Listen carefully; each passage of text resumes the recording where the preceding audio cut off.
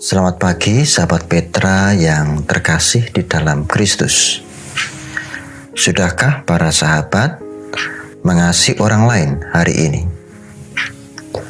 Embun pagi hari ini Kamis tanggal 11 Agustus 2022 membuka hari dengan sapaan Sabda Tuhan bersama dengan saya Pendeta Esa Sucahyo dari GKJ Jatimulyo, Yogyakarta.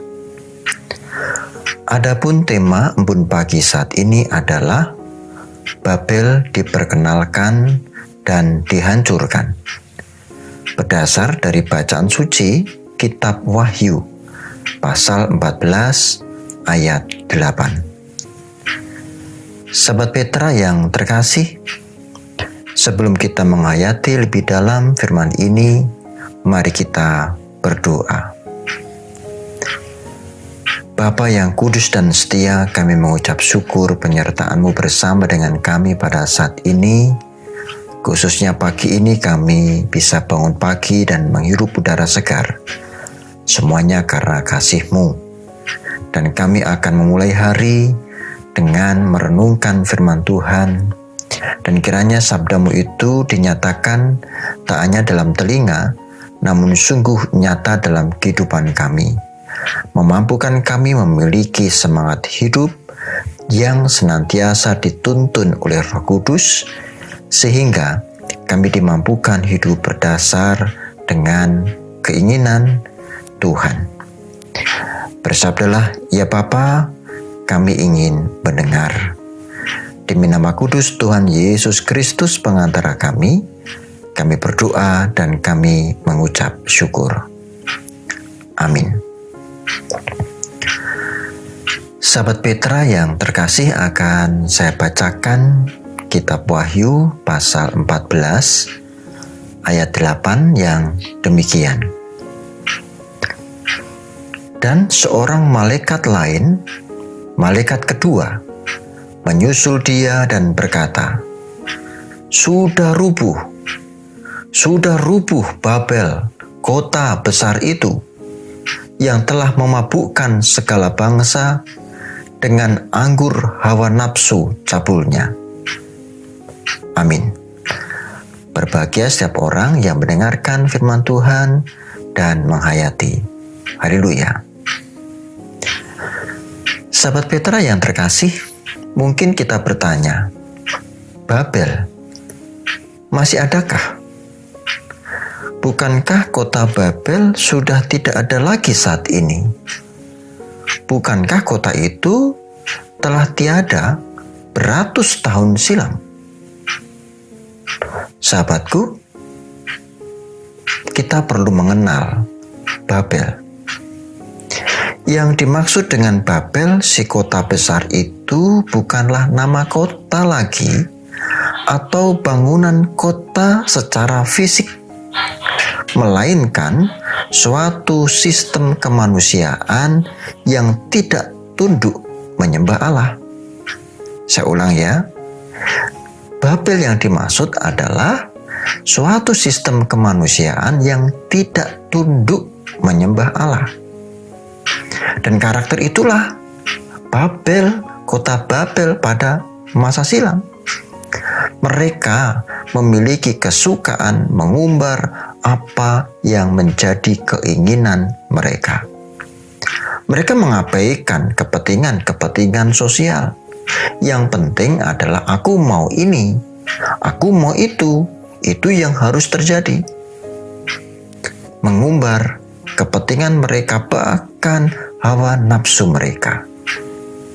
Baik, sahabatku, mari kita melihat jauh di sekitar kita. Bukankah zaman sekarang ini banyak bagian dari kita manusia suka mementingkan kepentingan sendiri? Jadi kalau ada orang lain yang beda kepentingan dianggap musuh, atau menghakimi mereka dengan kalimat-kalimat buruk karena tidak sesuai dengan kepentingannya. Ada juga bagian dari kita manusia suka mengumbar hawa nafsu dan keinginan. Bukankah setiap hal yang tidak sesuai dengan keinginannya akan menganggap orang lain keliru, orang lain salah? Bahkan ada juga yang suka mengukur keberadaan Tuhan. Tuhan ada jika mau memberi keinginan saya. Begitu. Tuhan dianggap menjadi Tuhan ketika Tuhan memberikan apa yang kita inginkan.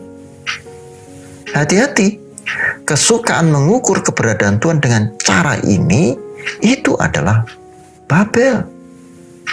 Fakta bahwa ternyata Babel, si kota besar itu yang telah memabukkan segala bangsa, masih ada. Sahabat Petra yang terkasih, Kitab Wahyu pasal 14, utamanya ayat 8, menunjukkan bahwa Tuhan tidak bercanda ketika mengatakan pembalasan atas kejahatan adalah haknya Tuhan.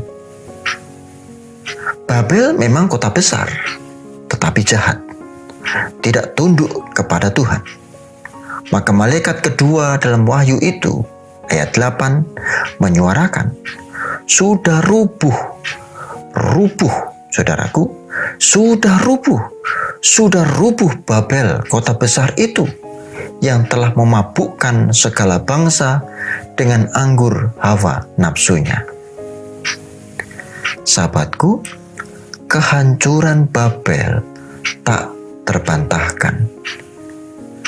Kehancuran dalam pembalasan atas kejahatan yang haknya Tuhan tak terbantahkan. Dalam nats ini memberikan keterangan, meskipun Babel itu besar, tetapi memabukkan segala bangsa, membuat bangsa-bangsa tidak mampu atau tidak sadar akan pilihan kebenaran. Yang ada dalam benak mereka adalah hal-hal yang salah, yang keliru, yang berdosa. Dan semua itu dilakukan Babel dalam pengaruh anggur hawa nafsu cabul. Hawa nafsu bagi anggur yang memabukkan. Setiap orang yang mabuk dalam anggur itu, mereka menjadi tak terkendali, sehingga tak mampu membuat pilihan benar untuk dirinya maupun bagi orang lain. Kecenderungannya adalah apa yang ia inginkan harus dipenuhi. Jika tidak, amarah yang akan meluap. Semua itu jauh dari kasih. Maka menjadi benar jika mereka dihancur leburkan oleh Tuhan atas kejahatan mereka, atas kejahatan yang telah diperbuat. Sahabatku, kini kita belajar sebagai umat yang telah menerima Injil keselamatan Tuhan dalam karya agung Tuhan Yesus Kristus Tuhan kita, yang dalam kematian dan kebangkitannya kita telah dihapuskan segala dosa, dalam maksud memiliki kesadaran rohani yang penuh Roh Kudus. Catatan saudara, dalam penghapusan dosa itu kita memiliki kesadaran rohani yang penuh Roh Kudus. Itu berarti semestinya berbanding terbalik dengan peristiwa pemabukan oleh Babel. Dalam pengaruh anggur hawa nafsunya Babel, orang tidak sadar, orang tidak mengerti, orang tidak memiliki kesadaran rohani yang penuh Roh Kudus. Tetapi dalam penghapusan dosa, dalam karya Kristus, orang memiliki kesadaran rohani yang penuh dengan Roh Kudus, sehingga mampu melihat apa yang benar sebagai pilihan. Dalam konteks kita saat ini, dalam kehidupan kita, ini menjadi ciri yang jelas. Siapakah mereka? Orang-orang Babel yang layak dihancurkan, dan siapakah mereka? Orang-orang yang telah dikuduskan oleh Bapa. Mereka yang memiliki kesadaran rohani yang penuh dengan Roh Kudus sehingga mampu melihat yang benar sebagai pilihan, dialah anak-anak Allah.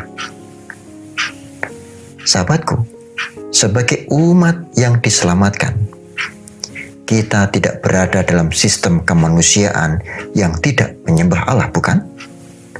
Tetapi sebaliknya, kita adalah sekelompok orang, komunitas yang menyembah Allah. Jika demikian, menjaga kesetiaan kepada sesembahan kita, yaitu Kristus Tuhan, adalah utama. Halangan apapun yang ada di depan kita tak akan menghancurkan kita. Karena dalam Tuhan, hal yang jahat ada dalam kepalan tangannya. Maka, jangan gentar, jangan goyah, tetaplah setia. Amin. Mari kita berdoa. Tuhan yang penuh dengan cinta dan kasih, kami sungguh bersyukur atas firman-Mu hari ini. Kiranya kami senantiasa memiliki hari-hari yang kami lakukan, yang kami kerjakan berdasar pada firman Tuhan. Oleh karenanya, ya Tuhan, pimpinlah kami dalam pertolongan Roh Kudus yang senantiasa setia mendampingi kami. Izinkan kami melanjutkan hidup kami, ya Bapa. Meskipun kami tahu kami memiliki kelemahan karena kemanusiaan kami, namun kami juga yakin Tuhan setia menolong kami. Apapun yang terjadi dalam kehidupan kami, baik susah maupun senang, penuh berkat atau ada penderitaan, kami ingin setia bersama dengan Tuhan. Kami ingin menjadi umat-Mu yang memiliki kesadaran rohani dalam tuntunan Roh Kudus. Kami mengucap syukur. Kami akan melanjutkan hari-hari kami. Ajari kami senantiasa setia kepadamu, ya Tuhan. Demi nama kudus Yesus Kristus Tuhan kami berdoa. Amin.